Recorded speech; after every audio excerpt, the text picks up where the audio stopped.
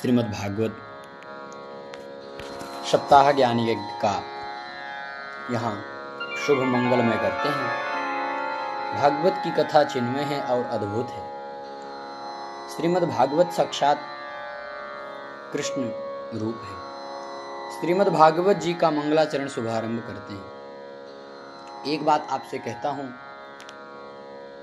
दुनिया में जितने भी ग्रंथ हैं उनके प्रत्येक में जब शुभारंभ होता है किसी न किसी देवता का ध्यान करा जाता है, स्तुति करी जाती है।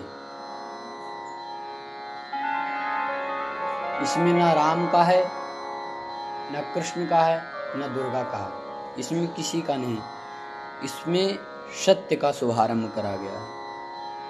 सत्य की भगवान में वंदना केवल तो केवल की गई है। तो आइए शुभारंभ करें। ओम स्वस्ति श्री गणेशाय नमः। हरि ओम स्वस्ति श्री गणेशाय नमः। हरि ओम श्री राधा कृष्णाभ्यां नमः। जन्माद्यस्य यतोऽन्वयादितरतश्चार्थे स्वभिज्ञः स्वराट् तेने ब्रह्महृदाय आदिकवये मुह्यन्ति यत्सूरया तेजो वारिमृदां यथा विनिमयो यत्र त्रिसर्गो मृषा धाम्ना स्वेन सदा निरस्तकुहकं सत्यं परं धीमहि। धर्मः प्रोज्झितकैतवोऽत्र परमो निर्मत्सराणां सताम् वेद्यं वास्तवमत्र वस्तु शिवदं तापत्रयोन्मूलनं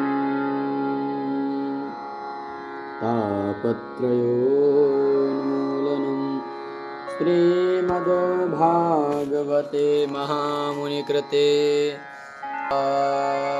परैरी सद्यो हृद्यवरोध्यते कृतभिः शुश्रूषुभिस्तत्क्षणात् निगमकल्पतरोर्गलितं फलं सुखमुखादमृतद्रवसंयुतं पिबत भागवतं रसमालयम् मुहुर्मुहुः रसिका भुवि भावुकाः।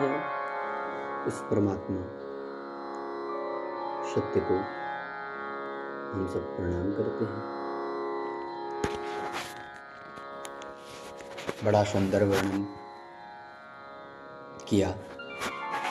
जिस परमात्मा की इच्छा शक्ति मात्र से पूरा विश्वास, पूरे विश्व प्रपंच बनता है, पालित होता है और लास्ट में लय हो जाता है। अंत में वह ब्रह्म हिरण्यगर्भ है।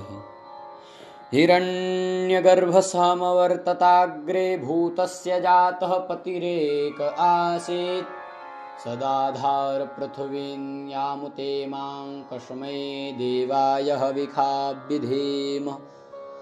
बल्कि ब्रह्मा जी को जिसने स्वयं वेदार्थ ज्ञान प्रतिपादन किया, बोले स्वराट, जो अपने स्वयं प्रतिष्ठित रहता है। भगवान ने संकल्प मात्र से ही ब्रह्मा जी को वेदों का अध्ययन करा दिया। सारी दुनिया को प्रकाशित करते हैं ऐसे जो वो परब्रह्म है। जिस वेदार्थ ज्ञान को समझने में बड़े बड़े सूल हो जाते हैं, उन्हीं के प्रतिपाद किया। जैसे तेजोमय सूर्य रश्मियों में कभी कभी जल की भ्रांति होती है, कभी घाम में रोड पे जा रहे हैं तो नीचे की ओर को देखेंगे तो ऐसा लगता है कि जल डला है, लेकिन वहां पे जल नहीं रहता है, लेकिन हमें भ्रांति होती है कि वहां जल है। सुसुप्ता रूप से जो सृष्टि है उस परमात्मा की अधिष्ठात सत्ता की वजह से सत्य व्रत प्रतीत होता है। माया और माया के कार्यों से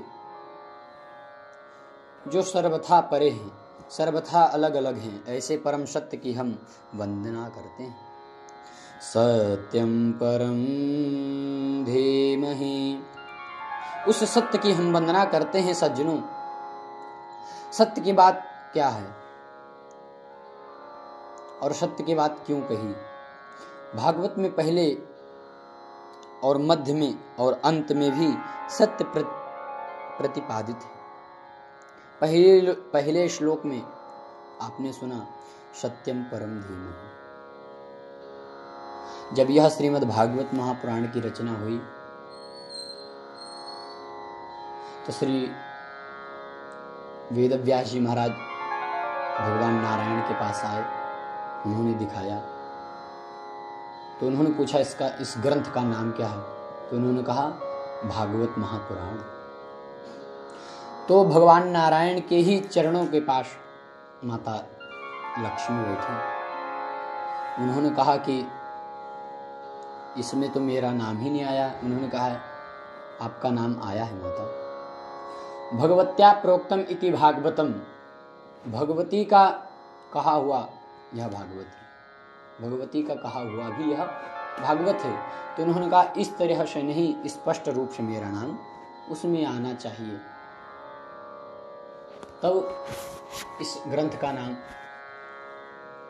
श्री मद् भागवत महापुराण, श्री मने लक्ष्मी, श्रीमद् भागवत महापुराण। तो उन्होंने कहा कि हाँ, यह स्पष्ट रूप से है। तो नारायण जी ने संकल्प मात्र से ही ब्रह्मा जी को वेदों का अध्ययन करा दिया था। परमात्मा आदि मध्यांत सत्य है और रहेगा भी। त्रिकाल बाधित जो सत्य है, आदि मतलब क्या है? शायद महर्षि वेदव्यास जी ने बताना चाहते हैं कि जीवन में सत्य पर चलने का संकल्प लेते हैं। जो हमारी शिव पूजा भी सार्थक है, मंदिर जाना भी सार्थक है, कथा सुनना भी सार्थक है। यदि सत्य को हम जीवन में नहीं अपना पाए हैं तो वह शायद कोई भी चीज सार्थक नहीं हो सकती। इसीलिए मैं व्यास जी से बता रहे हैं कि सत्य ही नारायण है और नारायण ही सत्य है, राम ही सत्य है और कृष्ण भी स्वयं सत्य हैं। इसीलिए सत्यम परम धीमहि तुलसी दास जी महाराज ने कहा है, धर्मन दूसर सत्य समाना, आगम निगम पुराण बखाना। सत्य से बढ़कर कोई धर्म नहीं होता है। हमारे महर्षि वेदव्यास जी ने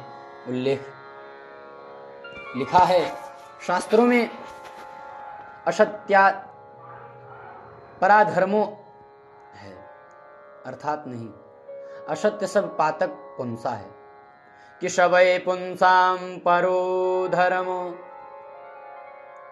असत्य से बढ़कर कोई अधर्म नहीं होता है और सत्य से बढ़कर कोई धर्म नहीं होता है। इसीलिए जीवन में ज्यादा से ज्यादा सत्य बोलना का संकल्प ले। यही जीवन का सार है, यही जीवन का परमात्म तत्व है। कि मैं यह कहना चाहता हूं कि भागवत की कथा आज हम कलावा बांधकर सुन रहे हैं, मौली बांधकर सुन रहे हैं, तो इसको सुनने का फल कब मिलेगा? जब हम मन में यह संकल्प ले लेंगे कि ज्यादा से ज्यादा सत्य बोलेंगे। और सत्य का प्रतिपादन ही तो श्रीमद् भागवत में है। और भागवत भक्ति के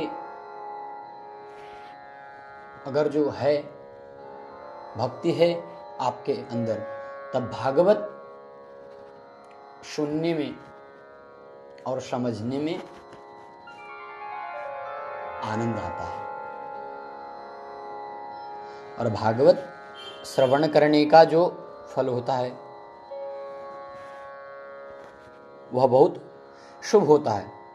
फिर दूसरे श्लोक में बताया गया, धर्मः प्रोज्झितकैतवोऽत्र परमो निर्मत्सराणां सतां वेद्यं वास्तवमत्र वस्तु शिवदं तापत्रयोन्मूलनम् श्रीमद्भागवते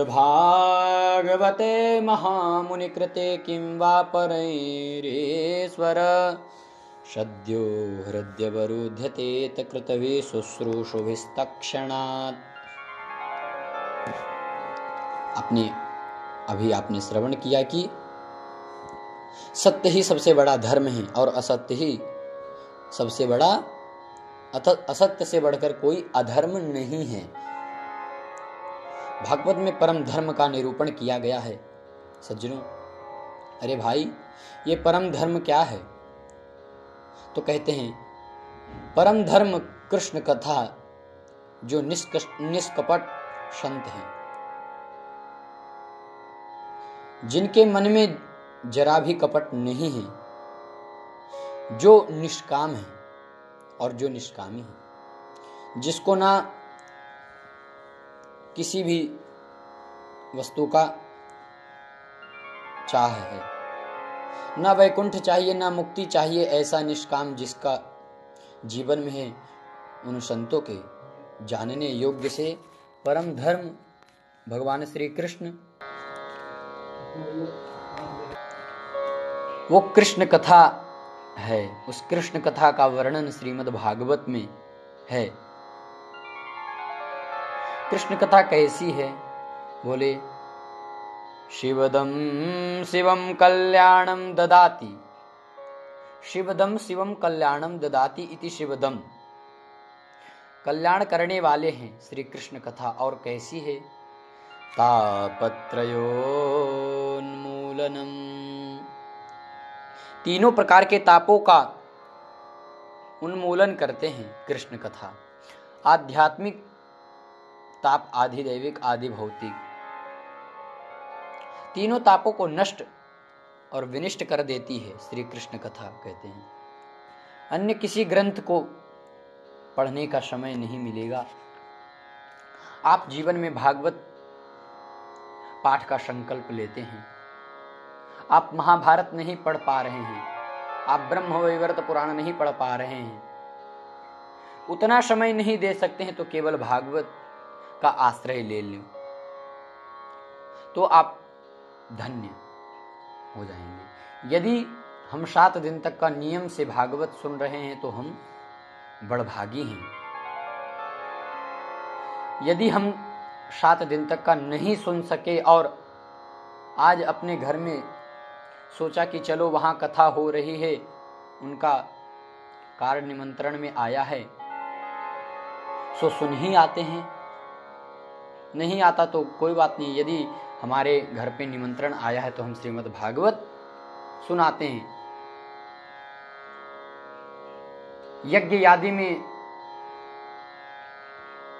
सभी को नहीं अवसर मिलता है, परंतु यह भागवत का अवसर सब श्रवण कर सकते हैं। ये संकल्प किया चलो कि सुन ही आते हैं, ऐसा संकल्प लेकर कथा सुनने जैसे ही आप पधारे और आप घर से निकले और उसी समय आपके हृदय में कृष्ण का प्राकट्य हो जाता है। बोलिए बाल कृष्ण लाल की जय। जय जय श्री कृष्ण। कथा आपने सुनी है कि, और कथा आपने सुनी ही नहीं, और कथा सुनने का जैसे ही मन में संकल्प लिया, संकल्प मन में आते ही गोविंद का प्राकट्य हृदय हो जाता है। ऐसे ही भागवत की कथा की महिमा है, ऐसा भागवत का दिव्य चिन्मय स्वरूप है। एक प्रश्न होता है कि श्रीमद् भागवत जी का आरंभ कैसे हुआ, भागवत जी का शुभारंभ कैसे होता है, भागवत जी का प्राकट्य कैसे हुआ। कि निगम कल्पतरोर्गलितं फलं शुकमुखादमृतद्रव संयुतं पिबत भागवतं रसमालयं मुहुर्हो रसिका भुवि भावुकाः। निगम है वेद, वेद स्वरूपी जो निगम कल्प वृक्ष है। आप सोचे एक बहुत सुंदर वृक्ष है, उस वृक्ष का नाम है निगम। जो वेद रूपी सुंदर कल्प वृक्ष है, उसका पका हुआ फल ही श्रीमद् भागवत है। तो ये पका हुआ फल वेद रूपी वृक्ष से नीचे कैसे आया? हमारे सुखदेव जी का मुख लगने से ये फल नीचे की ओर आया। आपने देखा होगा कि शुक यानी तोता, ये सुग्गा जो होता है ना, ये उसी फल को मुंह लगाता है जो मीठा होता है। या तो आप ये समझें तोता का मुख लग जाने से खट्टा फल भी मीठा हो जाता है, या तो तोता मीठा होता है, मुख लगाता ही उससे है जो मीठा होता है, मुख लगाता ही उसी से जो मीठा होता है। ऐसे श्रीमद् भागवत में उन्होंने अपना कल्प वृक्ष में अपना मुख लगाया। तोते ने जिस फल में अपना मुख लगा दिया वो फल कभी खट्टा हो ही नहीं सकता। तो सुखदेव जी ने, महाराज जी ने उस फल के नीचे की ओर किया। अब कहते हैं कि फल में तो गुठली होती है, छिलका होता है। कोई भी समझदार व्यक्ति गुठली छिलका खाता है क्या? नहीं नहीं, तो क्या गुठली छिलका भागवत में है जिसको हम छोड़ दें? बोले नहीं है, अमृत द्रव्य संयुक्त इसे ही तो अमृत है, और इस श्रीमद् भागवत में ही तो अमृत है। एकदम अमृत रस भरा हुआ है, कहीं गुठली नहीं है, छिलका नहीं है, ठीक ठीक अमृत में बता दिया भागवत को। अब हम क्या करें कि पिबत भागवतं रसमालयं, इस भागवत रूपी रस को पियो। अरे साहब, कितनी बार पिए? 10 दिन पहले ही हरिद्वार में पी रहे थे, फिर 20 दिन पहले ही बेंगलोर में पी रहे थे, फिर दिल्ली में पी रहे थे। कितनी बार पिए?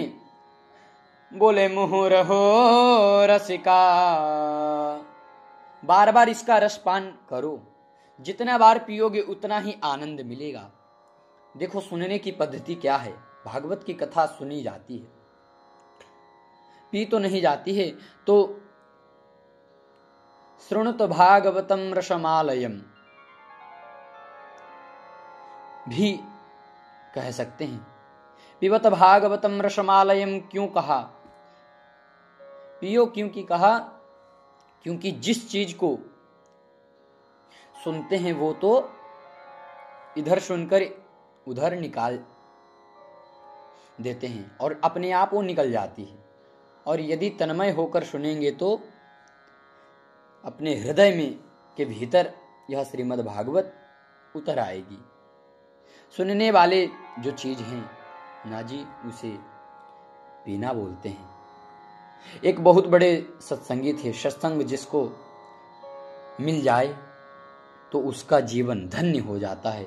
कोई स्वर्णकार था, उसने 2 मूर्ति बनाई और संतों के दोनों ही मूर्ति पीपल थी।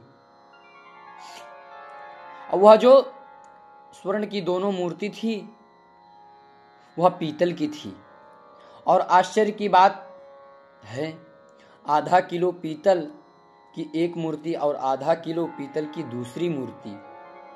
और ऐसे मूर्ति बनाई, संत जैसे तपस्या करने बैठे हैं तब उसे नुमाइश के लिए मैदान में रखा तो कहा कि मेरी मूर्ति की परीक्षा लीजिए, और रख दिए। लोगों ने कहा कि तुम्हारी मूर्ति की कीमत क्या है? सुनार बोला कि एक मूर्ति है 10 रुपए की और दूसरी मूर्ति है लाख रुपए की, परीक्षा लीजिए और खरीदिए। लोगों ने कहा, लाख रुपए वाली मूर्ति सोने की है क्या? नहीं साहब, बिल्कुल पीतल की ही है। 1% भी उसमें सोना, एक कण भी सोना उसमें नहीं लगी है, लेकिन लाख रुपए की है। लोगों ने कहा कि ऐसी क्या विशेषता है? एक जैसे साचा और एक जैसा ही मूर्ति और वजन रूप रंग सब बराबर हैं। एक महात्मा बोले कि मैं इसकी परीक्षा लूंगा। संत ने सुतली को गीले हाथ से बांटकर लंबा किया और एक मूर्ति के कान में डाला, और इधर से डाला उधर से निकल गई। सुतली संत बोले, यह है 10 रुपए की। और दूसरी मूर्ति के कान में जैसे ही सुतली डाली, सज्जनों, अंदर कोई बहुत बड़ा छिद्र था। सुतली मुड़कर सीधे पेट में चली गई। यह है 1 लाख रुपए की मूर्ति। मतलब कहने का क्या है, इधर से सुनकर उधर निकाल देवे, वो हो गया खाली श्रोता या सोता। जो सुनकर जीवन में उतार लेवे, अपने हृदय में उतार लेवे, वो हो गया सच्चा श्रोता। तो श्री तुलसीदास जी महाराज ने रामचरित में वर्णन किया है, रामचरित जय सुनत अघाही, रस विशेष जाना तिनि नाही।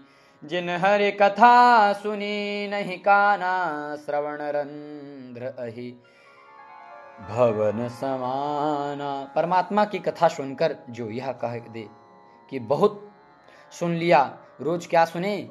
वही ठाकुर जी हैं, वही कथा है, वही भागवत है। क्या सुने? उनके सुनी थी, वहां सुनी थी। कितना बार भी सुन लो, ऐसा जिसके मन में भाव आता है वह कथा के तत्व को नहीं समझ सकता, महिमा को नहीं समझ सकता और नहीं समझ पाया है। जितना सुनोगे उतना ही सुख मिलेगा। इसीलिए यहां कहते हैं कि मुहुर हो रसिका भुवि भावुकाः। कथा के रस का पान करो, एक बार नहीं 10 बार, 50 बार, हजारों बार सुनो। जितना बार सुनोगे उतना ही अच्छा लगेगा, उतना ही आनंद मिलेगा, उतना ही फल मिलेगा।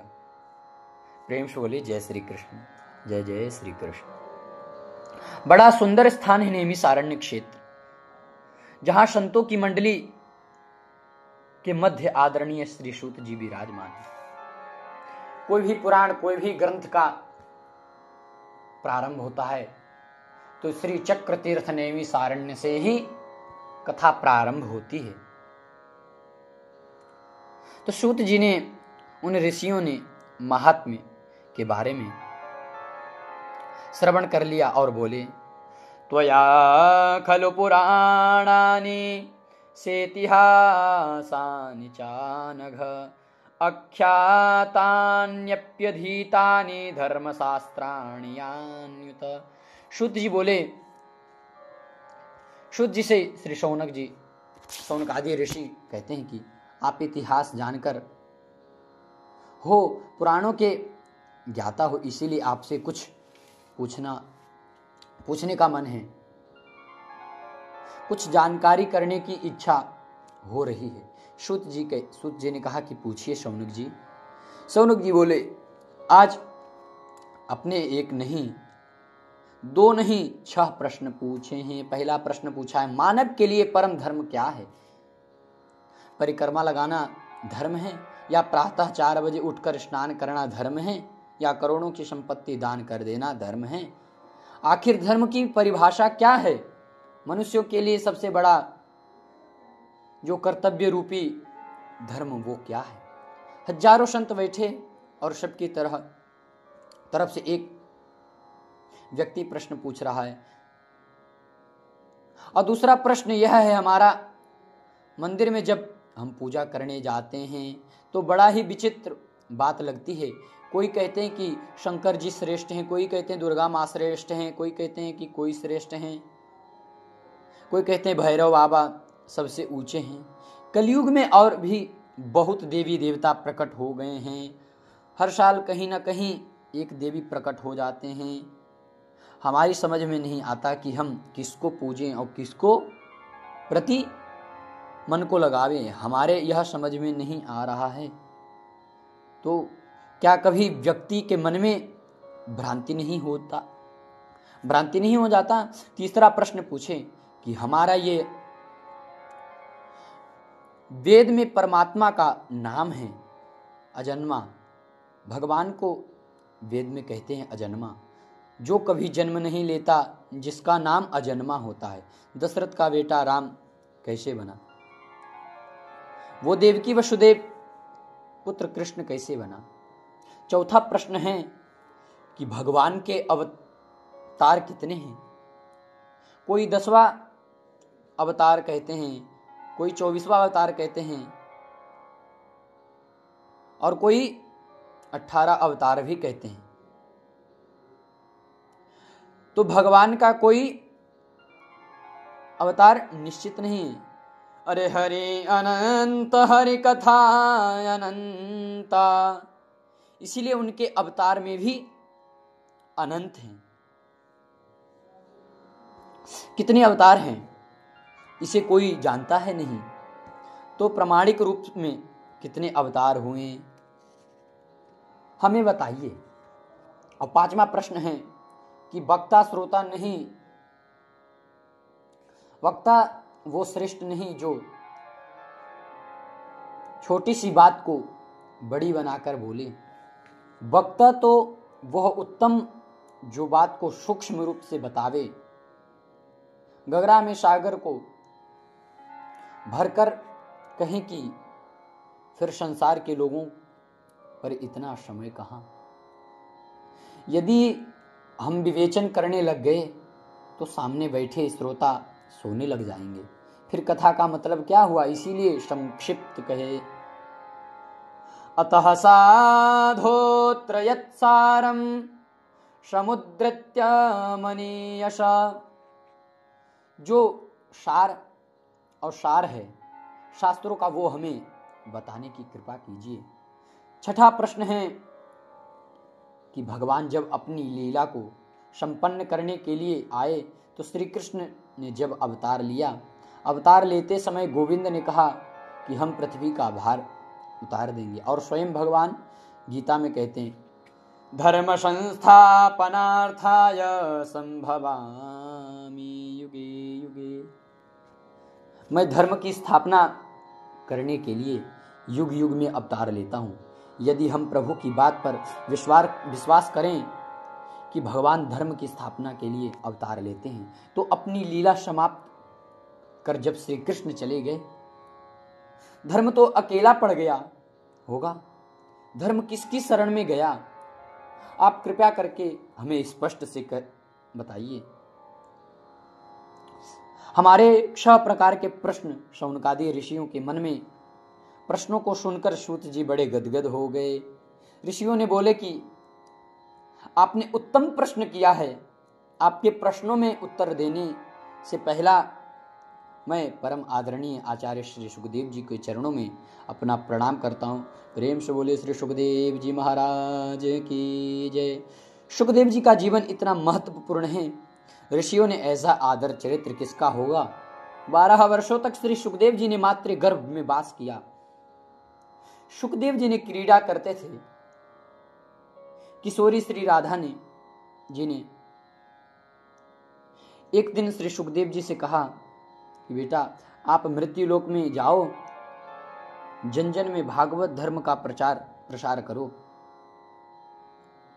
सुखदेव ने कहा, माता संसार में जाते ही माया मुझे पकड़ लेती है और उस माया से मुझे पकड़ लिया तो मैं 2-4 माला आप भी जप रहा हूं कि मुझे वह माया ना छू सके।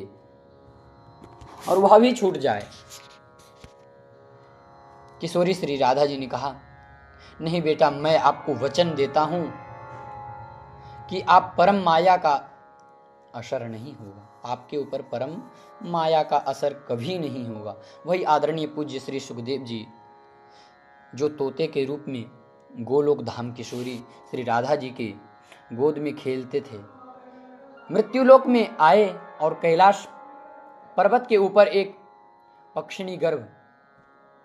पक्षिणी के गर्भ में उन्होंने जन्म लिया और अंडे के रूप में प्रकट हो गए। अभी भी अंडे में जीव प्रादुर्भाव नहीं था। बर्फीली हवाएं और जोर जोर से चलने लगी, अंडा फूट गया। सुखदेव जी के माता पिता शुक पक्षी और पक्षिणी दोनों उस अंडे को पड़ा छोड़कर चले गए। कैलाश पर्वत पर रहते हैं भगवान शंकर, भगवान शिव जी वहां वास करते हैं। नारद जी ने कहा कि एक बार अपने मन में विचार किया कि श्री सुखदेव जी का प्राकट्य होना चाहिए। आदरणीय श्री सुखदेव जी जब तब प्रकट नहीं होंगे तब तक जन जन में भागवत धर्म प्रचारित कैसे होगा। सुखदेव जी को लाए और कौन? नारद। बड़ा विचित्र संत है। नारम ज्ञानम ददाति इति नारदः, जो ज्ञान देता है उसे नारद कहते हैं। नारम अज्ञानम व्यति खंडयति इति नारदः, जो अज्ञान का खंडन कर दे उसे नारद कहते हैं। हमारे ब्रजवासी कहते हैं कि नारद हो उसे ही नारद कहते हैं। कोई भी बात कहो उसे नारद करने उसे नारद कहते हैं। जिसकी बात कभी रद्द ही ना हो उसे नारद कहते हैं। जिसके गले में नारद ने कंठी बांध दी और नारद जी ने जिसके कान में गुरु मंत्र दे दिया उसे वैकुंठ मिल जाएगा और